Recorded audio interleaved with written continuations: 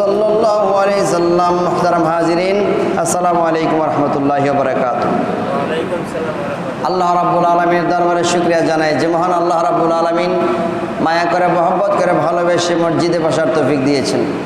আওয়াজ করে বলেন আলহামদুলিল্লাহ। দরুদ জানাই, সালাম জানাই প্যারা নবী, মায়ার নবী, দয়ার নবী, হাজির ও নাজির নবী, গায়েবের খবর দেয়ানাওয়ালা নবী, নূরের নবী,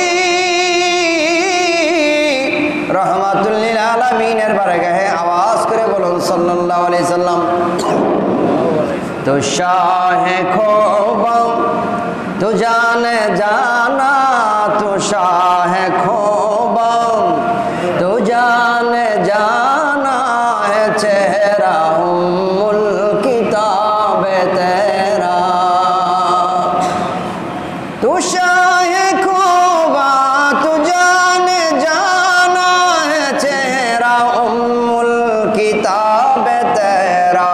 न बन सकी है न बन सकेगा, न बन सकी है न बन सकेगा मिसाल तेरे जवाब तेरा।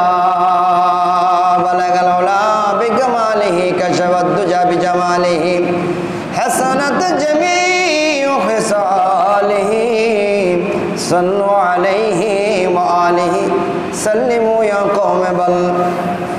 सल्लु अला सदरिल अमीन मुस्तफा मा जा इल्ला रहमतल लिल आलामीन। हाजिरिन,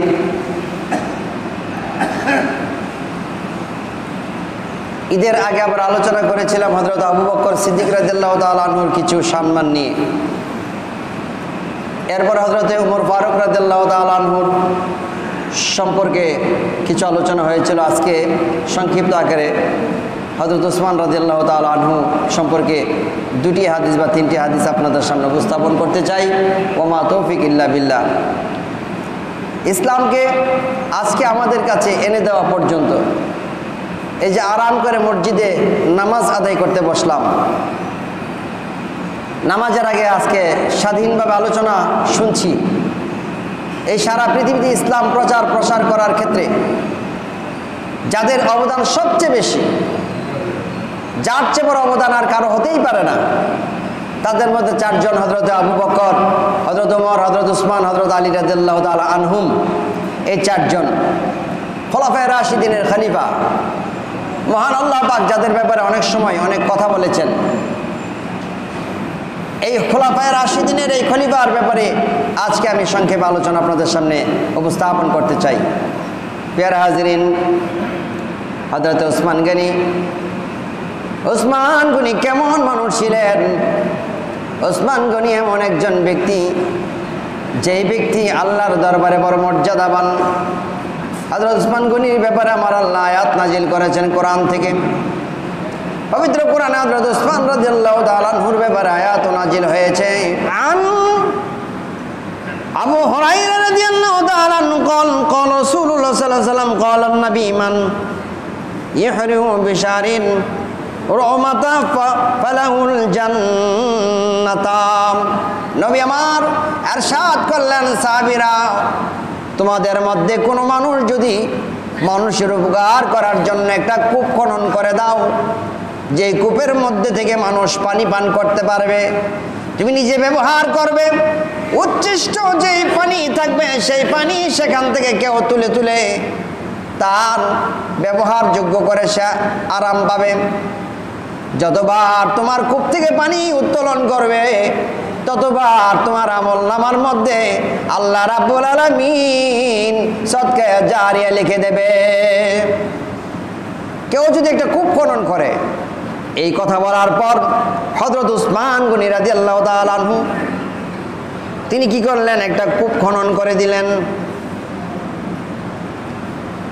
জাহাজা জাইশান উশরাতি ফালাহুল জান্নাতু ফাজাহাজাহু উসমান। এরপর নবী বললেন, তবুকের যুদ্ধের জন্য তোমাদের প্রস্তুতি গ্রহণ করতে হবে। উহুদের যুদ্ধ হয়েছে, বদরের যুদ্ধ হয়েছে ইসলাম প্রতিষ্ঠা করার জন্য। এই যুদ্ধের আঞ্জাম দেওয়ার জন্য অনেক টাকা পয়সা, অনেক কিছুর প্রয়োজন রে সাহাবীরা। আজকে উহুদের তবুকের যুদ্ধের জন্য তোমাদের প্রস্তুতি গ্রহণ করতে হবে। যেই ব্যক্তি তবুকের যুদ্ধের জন্য তার সম্পদের অর্থাৎ জায়গা জমি বাড়িঘরের এর বিনিময়ে যে উসর আসে অর্থাৎ জমির জাকাত, এই উসর পরিমাণ সম্পদগুলি যেই ব্যক্তি তবুকের যুদ্ধের জন্য দিয়ে দেবে, আল্লাহ রাব্বুল আলামিন তার জন্য জান্নাত লিখে দেবে। আল্লাহু আকবার।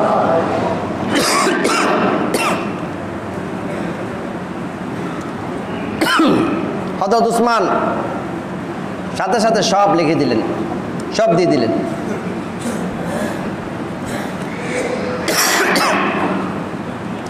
উনি অনেক ধনী মানুষ ছিলেন,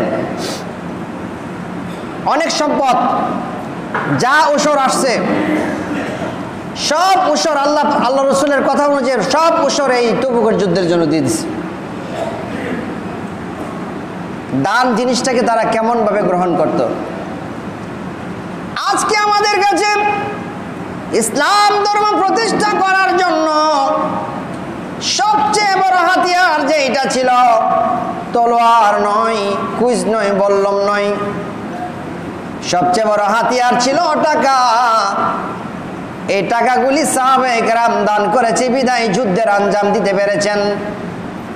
সাহাবায়ে কেরাম মন খুলে নিজের সম্পদগুলি আল্লাহর রাহে ব্যবহার করতে পেরেছেন, যার কারণে আমরা ইসলাম পেয়েছি, কোরআন পেয়েছি, মক্কা পেয়েছি, মদিনা পেয়েছি।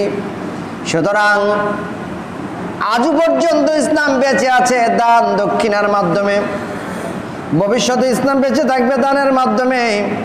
আর এই দানগুলি করবে আল্লাহর বান্দারা, ইমানদার মুত্তাকি পরহেজগার বান্দারা দান করবে।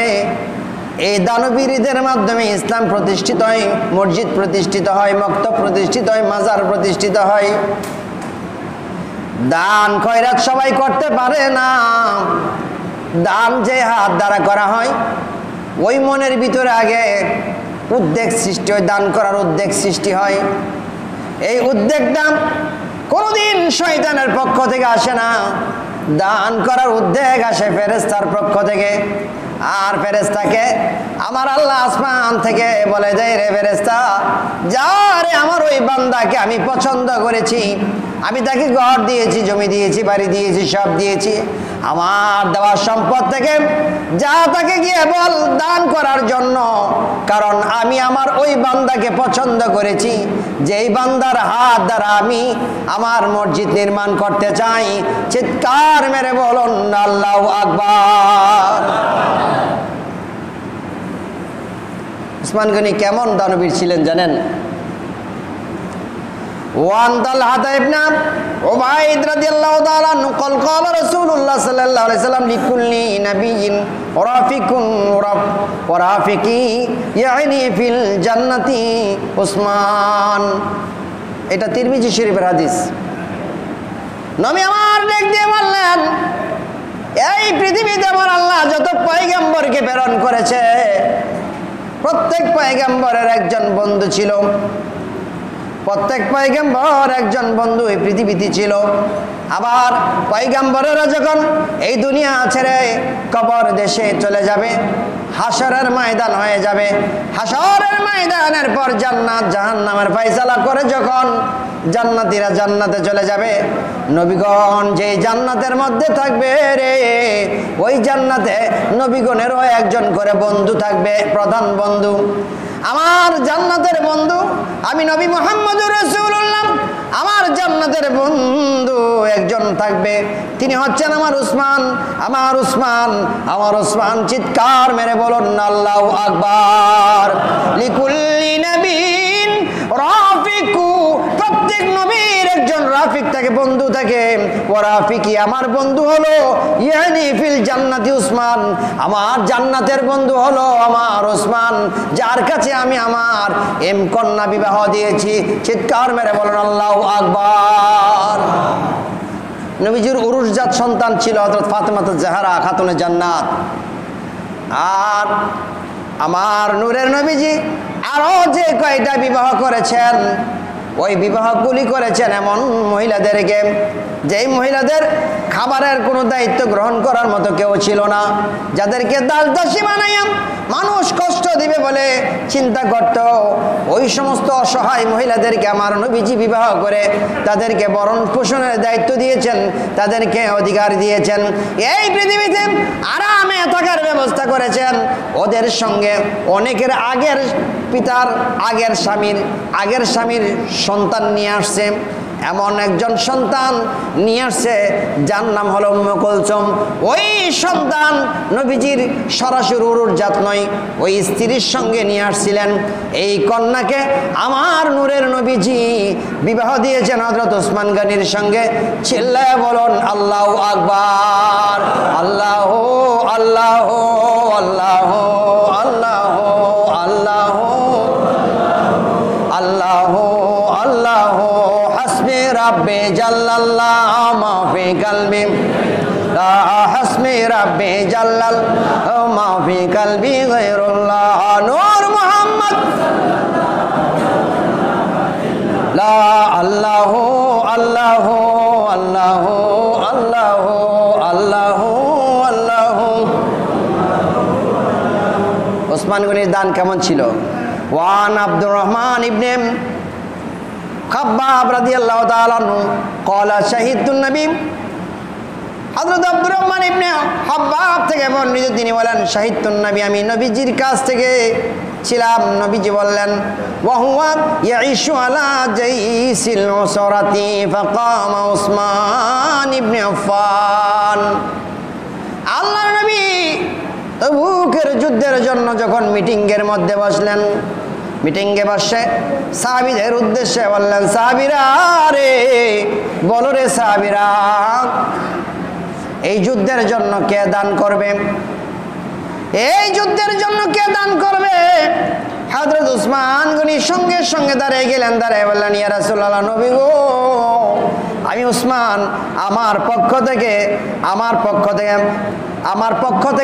100টি উট, একবার ওদের গুটি সহকারে, জিঞ্জিল সহকারে, আমি আমার উটগুলি থেকে 100টি উট এই তবুকের যুদ্ধের জন্য দান করে দেব। জোরে জোরে বলুন না সুবহানাল্লাহ। এক একটা উট হচ্ছে মরুভূমির জাহাজ বলা হয়,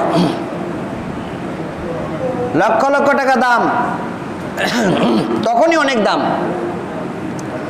এই ওসমান গনি একটা নয়, দুইটা নয়, 100টা উট আমার নবীর কথাই যুদ্ধের জন্য দান করে দিলেন। সুবহানাল্লাহ। 100টি উট দান করার পর ফাকালা ইয়া রাসূলুল্লাহি আলা মিয়াতুন বি'রিন বিআহলাসিহা ওয়া আকতামিহা ফি সাবিলিল্লাহ, সুম্মা অতঃপর খাদ্দান সুম্মা খাসান আলাল জাইসিন ফাকামা উসমান ফাকালা ইয়া রাসূলুল্লাহ আলা মিয়াতা বা'iরিন বিআহলাসিহা। এরপর রাসূল বললেন, আচ্ছা তারপরে আর কে দান করবা?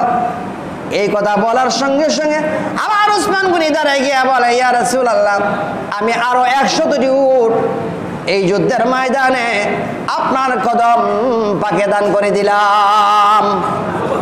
প্রথম দিছে 100, আবার সাথে সাথে দাঁড়াই গেছে, কেউ দাঁড়াবার সুযোগ নাই, দাঁড়াই গেছে। ওয়া আকদামিয়া ফি সাবিলিল্লাহ, আল্লাহর রাস্তায়, আল্লাহর পথের জিহাদের জন্য, ধর্ম প্রতিষ্ঠা করার জন্য আমি আমার আরো 100টি উট দান করে দেব। তারপর বসলেন, বসার পরে আবার নবীজি বললেন, সাহাবীরা, হযরত ওসমান গনি 100, 100, 200 দান করলো, বলো সাহাবী তোমাদের মধ্যে আর কে দান করবেন? সুম্মা হাসানাল জাইসি ফাকামা উসমান, বলার সঙ্গে সঙ্গে আবার উসমান গনি দাঁড়ায় গেলেন। ফাকালা আলা সালাসাতিন বাইরিন বিআহলাসিহা, যুদ্ধের ময়দানের জন্য যা যা সরঞ্জাম লাগে উটের মধ্যে ব্যবহার করার জন্য, এইগুলি সহকারে ইয়া রাসূলুল্লাহ, নবী গো, আমি আরো 100টি উট দান করব, মোট 300টি। চিল্লায়ে বলুন মারহাবা। এই হাদিসের ভাষ্য অনুযায়ী প্রথমে দান করছে 100, পরবর্তীতে মিয়াতা 200, আর পর হলো সালাসা 300। তো 300, 200 আর 100 মিল মোট হইল 500। এটা 500 হইতে পারে, অথবা প্রথম 100 দিছে, পরে আরো 100 দিয়ে 200 হয়েছে, পরে আরো 100 দিয়ে 300 হয়েছে, এরকম হইতে পারে। যদি এরকম হয় তাহলে 300, আর যদি এরকম না হয় 500 উট এই তবুকের যুদ্ধে দান করছে রসুল পাক সাল্লাল্লাহু আলাইহি সাল্লাম। তখন আর কারো কাছে কিছু চায় না, কারণ চাইলে নিজের ঘর বাড়ি যা আছে সব কিছু দিয়ে লেব। তখন নবীজি কি করলেন, রাইতু রাসূল সাল্লাল্লাহু আলাইহি সাল্লাম, সাহাবী বলতেছে আমরা দেখলাম রাসূলুল্লাহ ইয়ানজুলু আলাল মিম্বার থেকে নামছে, মানে যেখানে বসে খুতবা দেয় সেখান থেকে নামছে, নাইমা ওয়া হুয়া ইয়াকুলু মা আলা উসমান মা আমিলা বাদা হাজি, মা আলা উসমান মা আমিলা বাদা হাজি, রাওয়াহু তিরমিজি। নবীজি বলছেন আজকের পরে আর দানের প্রয়োজন নাই, আজকে যা দান করা হয়েছে এই দানের উপরে আর কোনো দান হতে পারে না। হযরত উসমান গনি রাদিয়াল্লাহু তাআলার জীবনে যদি আর কোনো দানও না করে, তারপর তার সমপরিমাণ দান আর হবে না। চিল্লায় বলেন আল্লাহু আকবার। আজকে যদি হযরত উসমান গনি রাদিয়াল্লাহু তাআলা জীবিত থাকতো, আর এই বিদগড়ের মসজিদের মধ্যে তিনি আসতেন, সৌদি আরবের প্রেসিডেন্ট বলতো একটা বিশেষ প্লেনের ব্যবস্থা করো, যেই প্লেন দ্বারা শুধু নবীউল গৌস কুতুব তারাই উঠতে পারে, আর কেউ উঠতে পারবে না, কোন প্রেসিডেন্ট উঠতে পারবে না, বাদশাহ উঠতে পারবে না। এমন একটা স্পেশাল বিমান বানায় রাখলইলে, আর এই বিমানটা দিয়ে এখানে আসার জন্য বলতে যে বিটগড়ের মধ্যে বন্ধুর মধ্যে একটা হেলিপোর্ট বানানো লাগবে। আর নাম বোঝে এটা সাধারণ কোনো ডাকাতে নামলেও চলবে না, চট্টগ্রাম নামলেও চলবে না, এনে একটা এয়ার স্টেশন বানাইয়া এরপর মনে করেন হযরত ওসমান গনি রাদিয়াল্লাহু তাআলা নামছে, নামার পরে এখানে আসছে, আয়সা শুনতেছে ইমাম সাহেব বলতেছে মসজিদের কাজ চলতেছে, টাকা পয়সার দরকার। ওসমান গনি রাদিয়াল্লাহু তাআলা তখন যদি থাকতো কইলে হইলে যে যা আছে সব দিয়ে আলাম, আর এই মসজিদ বানানোর জন্যই তো, সারা পৃথিবীতে ইসলাম প্রচার করার জন্য তো আমার 300-400 উট যা আছে সব দিয়ে আলাইছি। তখন উট দিয়ে যুদ্ধ করার জন্য কি করেছিল, মানুষের অন্তর ইমান ফুঁকি দিয়ে আমলের দিকে মানুষকে এনে মসজিদ, মক্তব, মাদ্রাসা, এ মাজার এগুলি বানানোর জন্যই তো দেওয়া হয়েছিল। আজও তো সেগুলি আছে। এখন যারা এই দান খয়রাত করতেছে তারাও ওই উসমান গনি রাদিয়াল্লাহু তাআলা আনহুর সঙ্গেই হয়তো জান্নাতে যাবে। চিল্লায় বলেন আল্লাহু আকবার। আল্লাহ পাক বোঝার তৌফিক দান করুক। 5 জনের নামে 5000 টাকা করে আসেননি 5 জন ব্যক্তি মসজিদের কাজের জন্য। জীবনে তো কত টাকা কত দিকে দিলেন, আমাদের কত টাকা কত দিকে চলে গেল। একটা ইয়াবার দাম 400 টাকা বাতি, যারা খায়, আশা করি মসজিদে ইয়াবা কুর কেউ নাই। 400 টাকা 500 টাকা। এক সিএনজি চালক দেখলাম, সিএনজি চালায় সারাদিনে পায় 500, ইয়াবা খা 400, আর 100 টাকা নিয়ে বাড়িতে গিয়ে তো কিছু দিতে পারে না। লাস্টে বউরে এমন মায়ের রে বাবা, মায়েরা তক্তা বানিয়ে লইতেছে। পরে ভাবলাম যে কি এর মায়ের, ওইটা ইয়াবা খাওয়ার পরে যে শরীরে একটা জুস আইছে, এই জুসের মায়ের তো এই যে শক্তিটা কোথায় খরচ করবো বউ মাইরা। আগে দেওয়ার কথা ছিল, আগে দেওয়ার কথা ছিল নাকি আজকে দিছি? হাজি আব্দুল মান্নান সাহেব 1000 টাকা দিয়েছেন। সবাই বলেন মারহাবা। পাঞ্জাতনের নামে 5 জন। এমন একজন ব্যক্তি দেখি তো 5000 টাকা দিবেন। আবার হযরত ওসমান গনি রাদিয়াল্লাহু তাআলা আনহুর দানের সঙ্গে মিল করার জন্য এমন একজন ব্যক্তি দেখি। কি নাম? ফেরদৌস মে 5000 টাকা পাঞ্জাতনের নামে। নারে তাকবীর। ফেরদৌস মে পাঞ্জাতনের নামে 5000 টাকা দিছে। শুনবার পর আপনাদের আওয়াজ যদি এরকম হয়, নারে তাকবীর, নারে তাকবীর, নারে রিসালাত। ফেরদৌস মিয়া 5000 টাকা। 5000 না, 5000 টাকা। সবাই বলেন মারহাবা। আল্লাহ পাক কবুল করেন, মঞ্জুর করেন, মনের নেক মুকসুদ পুরা করে দেন। আল্লাহ গো, হযরত ওসমান গনি রাদিয়াল্লাহু তাআলা আনহুর কথা শুনবার পরে এই দানের হাত বাড়িয়ে দিয়েছে আল্লাহ। হযরত ওসমান গনি রাদিয়াল্লাহু তাআলা আনহু তোমার নবীর সঙ্গে জান্নাতের বন্ধু হবে। হযরত ওসমান গনির সঙ্গে আজকে যারা দান করবে তাদেরকে সেই দানের শামিল করে হযরত ওসমান রাদিয়াল্লাহু তাআলা আনহুর বন্ধু বানিয়ে দাও।